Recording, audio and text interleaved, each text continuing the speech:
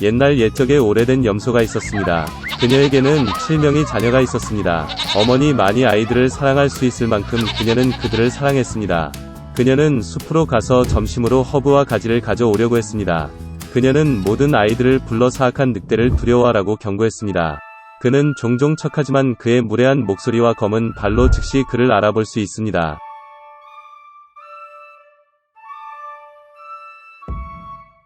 어린 아이들은 모든 것을 이해하고 어머니에게 매우 조심할 것이라고 확신했습니다.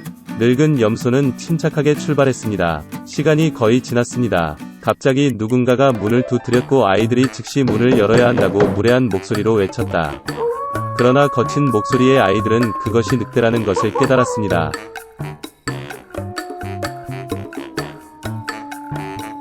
그들은 어머니의 목소리가 아니고 그녀의 목소리는 친절하고 가늘고 이 목소리는 매우 무례해서 늑대라는 뜻이라고 대답했습니다. 그런 다음 늑대는 상인에게 가서 큰 분필을 샀습니다. 그는 그것을 먹었고 그의 목소리는 가늘어졌습니다. 그는 돌아와서 문을 두드렸고 얇은 목소리로 아이들에게 문을 열도록 요청했습니다.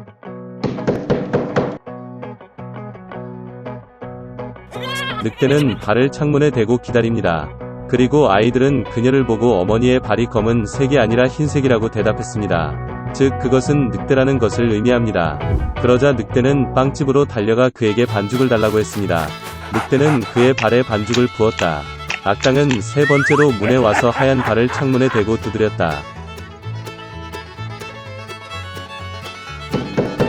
그들은 발이 하얗다는 아이들을 보았고 그것이 그들의 어머니라고 생각했습니다. 그들은 문을 열었지만 그들 앞에 늑대가 있었다. 그들은 무서워서 사방으로 흩어지기 시작했습니다.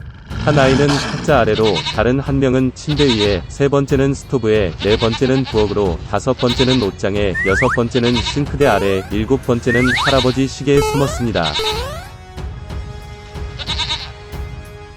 그러나 늑대는 그것들을 모두 발견하고 턱을 열고 하나씩 삼켰습니다. 그가 찾지 못한 한 가지는 시계에 숨어있는 막내였습니다. 배불리 먹은 후 늑대는 떠났다. 그는 나무 아래 푸른 초원에 뻗어 잠이 들었습니다. 곧 늙은 염소가 숲에서 집으로 돌아왔습니다. 오, 그녀는 거기서 뭘 봤어? 점점 문이 활짝 열려 있었다. 테이블, 의자, 벤치가 뒤집히고 세면대가 깨졌고 베개와 담요가 침대에서 던져졌습니다. 그녀는 자녀를 찾기 시작했지만 어디에서도 찾을 수 없었습니다. 나는 그들을 이름으로 불렀지만 아무도 대답하지 않았다. 그녀는 시계를 향해 올라갔고 그에 대한 응답으로 막내 아이의 얇은 목소리가 들렸습니다. 그녀는 그를 데리고 나가 늑대가 와서 모두를 먹었다고 말했습니다. 염소가 가난한 아이들을 위해 울었던 방법. 마침내 그녀는 집을 떠났고 막내 염소가 그녀를 따라 달렸습니다. 그녀는 초원에 와서 보았습니다. 늑대가 나무 옆에 누워서 코를 골고 있었기 때문에 가지가 떨리고 있었습니다. 그녀는 사방에서 그를 바라보았고 그의 부은 배에서 무언가 움직이고 허둥대는 것을 보았다. 그녀는 그들이 그녀의 아이들이라고 생각했고 그들이 아직 살아있다는 것에 매우 기뻤습니다. 그녀는 아이에게 가능한 한 빨리 집에 가서 가위, 바늘, 실을 가져오라고 말했습니다. 그런 다음 염소는 가위로 늑대의 배를 자르고 거기에서 한 아이가 머리를 내밀었습니다. 그리고 나머지 6명은 뛰쳐나왔고 그들에게 나쁜 일은 없었습니다. 정말 기뻤습니다. 그들은 어머니를 안고 점프하고 춤을 추기 시작했습니다. 그러자 늙은 염소는 늑대가 자고 있는 동안 교훈을 주는 것이 좋을 것이라고 말했습니다. 그들은 돌을 뽑아 늑대의 뱃속에 넣었습니다. 늙은 염소가 배를 꿰매었지만 아무것도 눈치채지 못했고 움직이지도 않았습니다. 늑대는 잠을 자고 발을 딛고 뱃속의 갈증을 느꼈기 때문에 우물에서 물을 마시기로 결정했습니다. 그는 간신히 우물에 다가가서 물로 구부러졌고 무거운 돌이 그를 우물 바닥으로 끌어당겼다. 7명의 아이들이 이것을 보고 어머니와 함께 기뻐 춤을 추기 시작했습니다. 그것이 그들이 사악한 늑대에게 교훈을 가르친 방법입니다.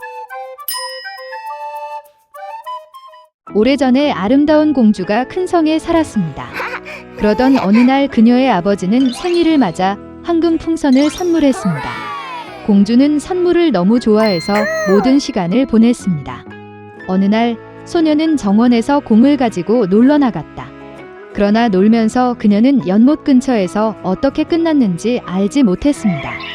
공주는 공을 던지고 그것을 잡으려고 했다. 그러나 그는 그녀의 손에서 미끄러져 풀 위에 굴러서 곧바로 연못으로 떨어졌습니다.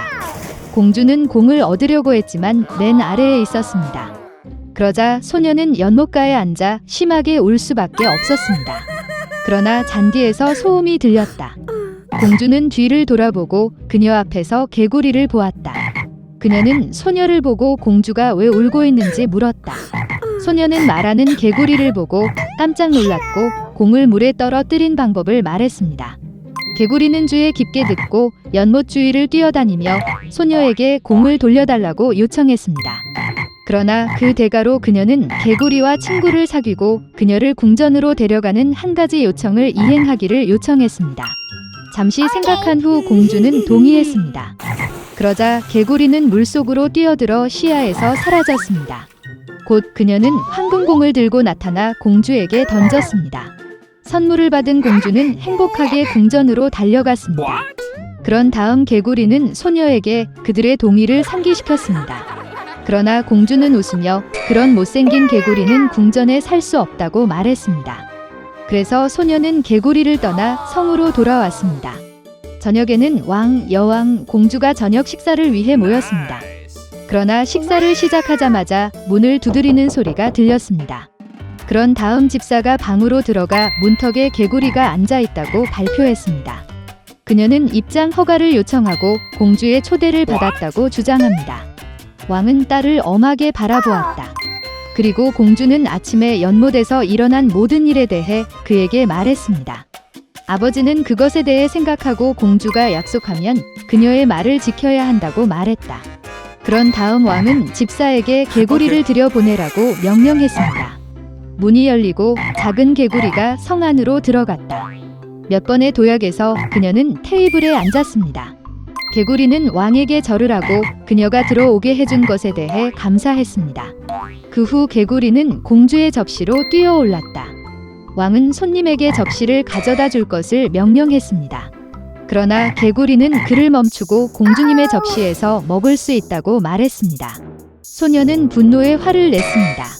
그러나 그녀는 저녁 식사 후에 개구리가 궁전을 떠나기를 바라면서 그것을 보여주지 않았습니다. 그러나 공주가 식탁에서 일어나 개구리가 따라갔다. 그리고 잠시 후 손님은 자고 싶었습니다. 공주는 그녀에게 객실을 제공했습니다. 그러나 개구리는 소녀의 침대에서 자고 싶다고 말했습니다. 그리고 그녀의 아버지를 실망시킬까 두려워 공주는 동의했습니다. 그런 다음 개구리는 왕의 침대로 뛰어올라 부드러운 베개에 머리를 얹었습니다. 그리고 공주는 그녀 옆에 누웠습니다.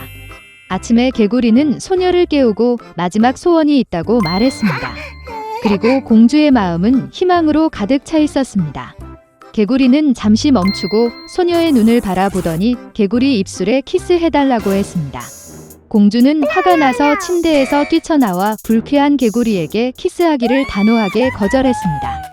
그리고 손님은 이것을 듣고 몹시 울었습니다. 갑자기 공주는 불쌍한 개구리를 너무 안타까워서 키스할 수밖에 없었습니다. 공주가 이 일을 하자마자 밝은 빛이 방을 비췄다. 잠시 후 빛이 꺼지자 그녀 앞에는 더 이상 개구리가 아니라 잘생긴 왕자님. 그는 일단 사악한 마녀가 그에게 저주를 걸었다고 말했습니다. 그리고 마법을 깨기 위해 그는 공주와 하루를 보내고 그녀로부터 키스를 받아야 했습니다. 놀란 공주는 행복했습니다. 그들은 함께 왕에게 가서 결혼했습니다. 그리고 그들은 그 후로 행복하게 살았습니다. 그리고 공주는 다시는 외모로 사람들을 판단하지 않았습니다.